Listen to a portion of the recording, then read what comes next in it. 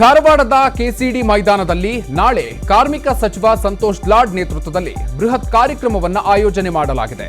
ಕಾರ್ಯಕ್ರಮಕ್ಕೆ ಸಕಲ ಸಿದ್ಧತೆಗಳು ಕೂಡ ಪೂರ್ಣಗೊಂಡಿದ್ದು, ಸಚಿವ ಸಂತೋಷ್ ಲಾಡ್ ಅವರೇ ಮುತುವರ್ಜಿ ವಹಿಸಿ ಸಮಾರಂಭದ ಸಿದ್ಧತೆಯನ್ನ ನೋಡಿಕೊಳ್ತಾ ಇರೋದು ಜನರ ಗಮನ ಸೆಳೆದಿದೆ.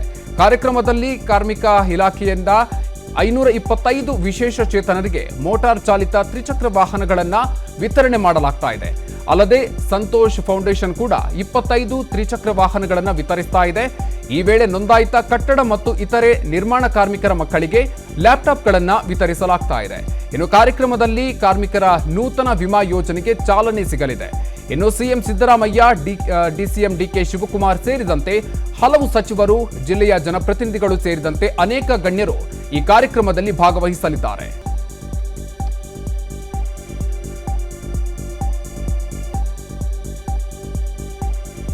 ಧಾರವಾಡದ ಕೆಸಿಡಿ ಮೈದಾನದಲ್ಲಿ ನಾಳೆ ಕಾರ್ಮಿಕ ಸಚಿವ ಸಂತೋಷ್ ಲಾಡ್ ನೇತೃತ್ವದಲ್ಲಿ ಬೃಹತ್ ಕಾರ್ಯಕ್ರಮವನ್ನು ಆಯೋಜನೆ ಮಾಡಲಾಗಿದೆ.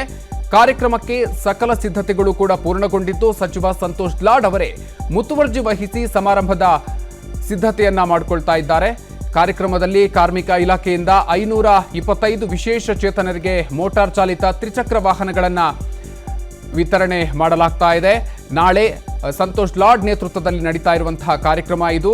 ಸುಮಾರು 525 ಮೋಟಾರ್ ವಾಹನಗಳನ್ನು ಇಲ್ಲಿ ವಿತರಣೆ ಮಾಡಲಾಗ್ತಾ ಇದೆ. ಇನ್ನು ಸಂತೋಷ್ ಲಾಡ್ ಫೌಂಡೇಶನ್ ಇಂದ ಕೂಡ 25 ತ್ರಿಚಕ್ರ ವಾಹನಗಳನ್ನು ವಿತರಣೆ ಮಾಡಲಾಗ್ತಾ ಇದೆ. ನಾಳೆ ಕಾರ್ಮಿಕ ಇಲಾಖೆಯಿಂದ ನಡೀತಾ ಇರುವಂತಹ ಕಾರ್ಯಕ್ರಮ ಇದು.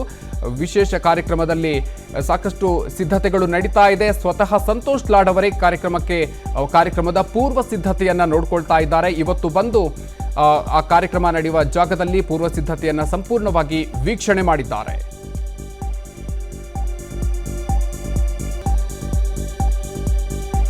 ಇನ್ನು ಕಾರ್ಮಿಕರ ಮಕ್ಕಳಿಗೆ ಲ್ಯಾಪ್ಟಾಪ್ಗಳನ್ನು ವಿತರಣೆ ಮಾಡಲಾಗ್ತಾ ಇದೆ. ಜೊತೆಗೆ ವಾಹನಗಳನ್ನು ಕೂಡ ವಿತರಣೆಯನ್ನ ಮಾಡ್ತಾ ಇರೋದು. ಕಾರ್ಮಿಕರ ಕಾರ್ಯಕ್ರಮದಲ್ಲಿ ನೂತನ ವಿಮಾ ಯೋಜನೆಗೂ ಕೂಡ ಚಾಲನೆ ನೀಡಲಾಗುತ್ತೆ. ಮುಖ್ಯಮಂತ್ರಿ ಸಿದ್ದರಾಮಯ್ಯ, ಡಿಸಿಎಂ ಡಿಕೆ ಶಿವಕುಮಾರ್ ಸೇರಿದಂತೆ ಹಲವು ಸಚಿವರು ಹಾಗೂ ಜಿಲ್ಲೆಯ ಜನಪ್ರತಿನಿಧಿಗಳು ಸೇರಿದಂತೆ ಅನೇಕ ಗಣ್ಯರು ಈ ಕಾರ್ಯಕ್ರಮದಲ್ಲಿ ಭಾಗಿಯಾಗಲಿದ್ದಾರೆ. ನಾಳೆ ನಡೀತಾ ಇರುವಂತಹ ಕಾರ್ಯಕ್ರಮ ಇದು. ಅನುಕ್ಷಣದ ಸುದ್ದಿಗಳಿಗಾಗಿ ವಿಸ್ತಾರ ಯೂಟ್ಯೂಬ್ ಚಾನೆಲ್ ಸಬ್ಸ್ಕ್ರೈಬ್ ಮಾಡಿ, ಬೆಲ್ ಐಕಾನ್ ಕ್ಲಿಕ್ ಮಾಡಿ. ಸುದ್ದಿಗಳ ಅಪ್ಡೇಟ್ಸ್ಗಾಗಿ ವಿಸ್ತಾರ ಆಪ್ ಡೌನ್ಲೋಡ್ ಮಾಡಿ.